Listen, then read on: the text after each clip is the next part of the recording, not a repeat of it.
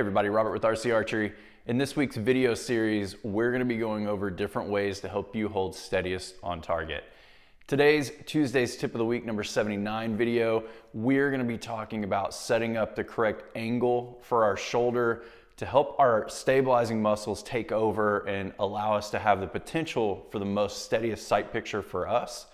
In our YouTube shorts that will come out on Wednesday and Thursday, I'm going to be going over T-form, what that looks like, some good baselines when you're just starting out, and then also what you can kind of deviate from and what you're looking at there that you can make unique and into your own.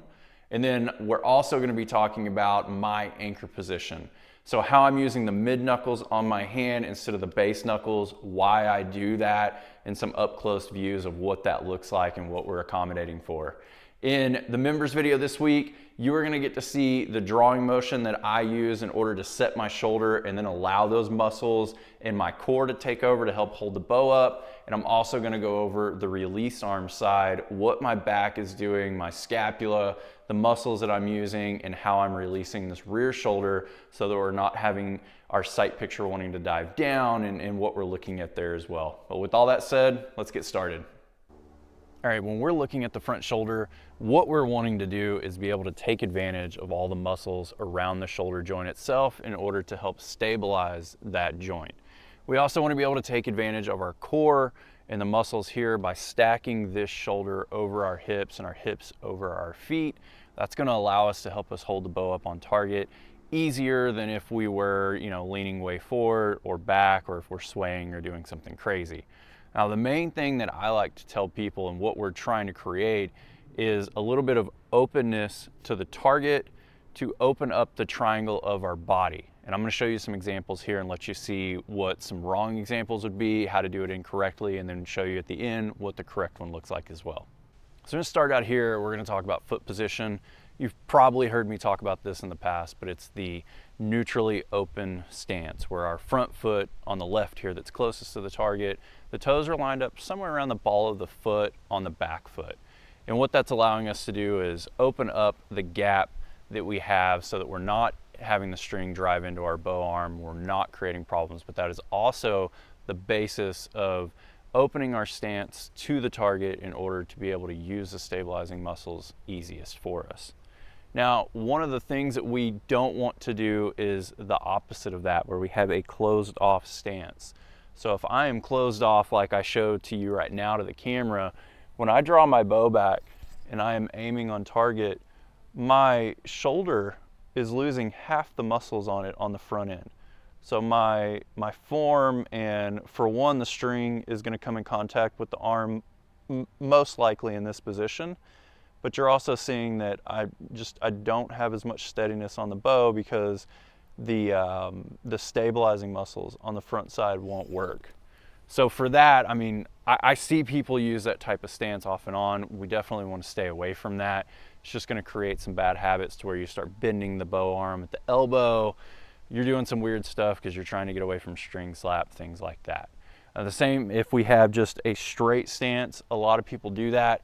And while this is better, it still isn't helping us with this bow shoulder, and it's still not helping us be as steady on target as we can. The difference being that if I was to open up to the camera and open up to my target right next to my camera right now, this position allows me to have my chest more facing the target. So it allows me to actually sit with my bow arm outside of the string path, which is huge. You can use the correct grip, you can have the correct draw length, and you can use really good form when you're getting on target here in order to be able to hold and be really steady.